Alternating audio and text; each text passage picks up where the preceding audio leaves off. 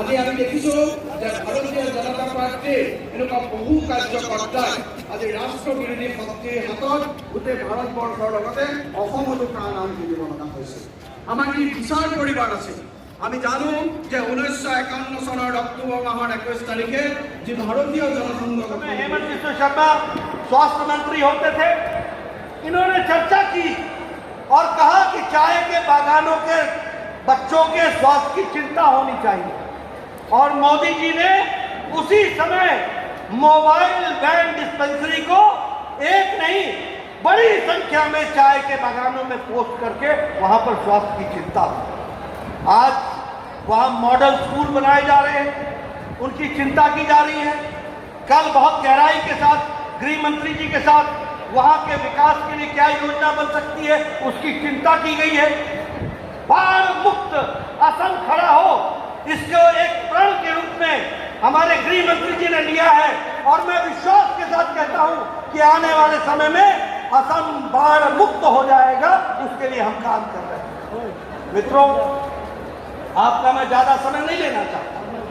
हमारे योजनाओं के बारे में बहुत गहराई से हमारे हेमंत बिश्व शर्मा ने आपको बताया, गृह मंत्री जी ने आपको भारत की सुरक्षा के बारे में आपके सामने सारी बातें रखी। मैं एक ही बात बोलना चाहता हूं कि एक समय ऐसा आया था जब असम का अस्तित्व खतरे में पड़ गया था। उस समय अमित भाई शाह और हम खुद यहां पर ये नारा लगाते आए थे कि दिल्ली हो या गुवाहाटी, अपना देश अपनी माटी। मुझे याद है कि उस समय हितेश्वर साहित्य के पुलिस ने हम लोगों की पीठ लाल कर दी थी। हम भारत माता की जय बोल रहे थे और वहां पर विघटनकारी ताकतें यहां पर दंदना रही थी। उस समय हम लड़ने आए थे और आज आप कार्यकर्ताओं के कारण यहां कमल खिला है। मोदी जी प्रधानमंत्री के रूप में कार्य कर रहे हैं, गृह मंत्री जी के रूप में अमित शाह जी काम कर रहे हैं और विकास की एक नई बहार आई है।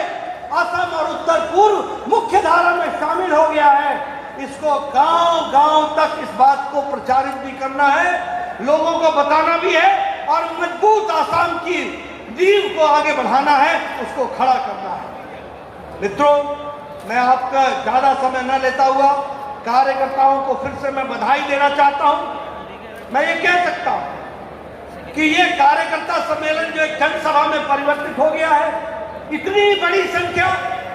आज मित्रों, कोई भी पार्टी भारतीय जनता पार्टी से लड़ने के लिए जितना सामर्थ्य चाहिए, न विचार है, न मन है, न ताकत है, आज भारतीय जनता पार्टी अकेली पार्टी है जो विचारों से लैस है, कार्यकर्ताओं की ताकत के आधार पर है, जनता का समर्थन है, मोदी जी जैसा नेतृत्व है और देश में आपके साथ काम करने के लिए लोगों का वातावरण है। इसको हमको संभाल करके आगे बढ़ाना है।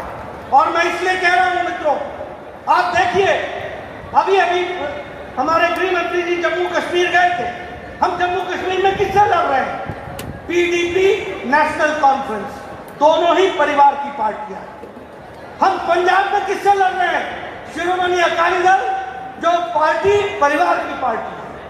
अगर हम हरियाणा में आए तो चौटाला भाई परिवार की पार्टी है। अगर हम उससे नीचे आ जाएं तो उत्तर प्रदेश, इतना बड़ा प्रदेश, इंडियन नेशनल कांग्रेस ने भी चुनाव लड़ा, 380 सीटों में 370 सीट में जमानत जब्त हो गई, वहां भी हम लड़ रहे हैं तो समाजवादी पार्टी एक परिवार की पार्टी है। अगर हम बिहार में जाए तो आरजेडी परिवार की पार्टी है। अगर हम वेस्ट बंगाल में जाए तो पीसी भाई को, ममता और अभिषेक परिवार की पार्टी है। अगर हम झारखंड में जाए तो परिवार की पार्टी है। अगर हम उड़ीसा में जाए तो बीजू की पार्टी है। अगर हम नीचे जाए असम में, अपने आंध्र प्रदेश में, तो वाईएसआर की परिवार की जगन मोहन की रेड्डी की पार्टी है। तेलंगाना, वह भी केसीआर की परिवार की पार्टी है।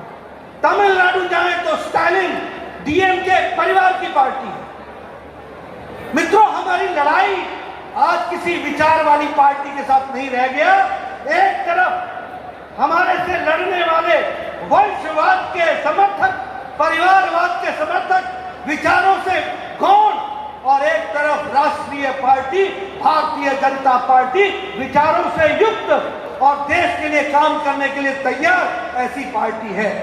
और इस पार्टी को मजबूती देते हुए देश को मजबूत करने का काम हम सबका है, और असम को मजबूत रखने का काम, विकास की एक नई छलांग लगाने का काम अगर है तो वो हम सबका है और आप सबके कंधों पर वो जिम्मेवारी है।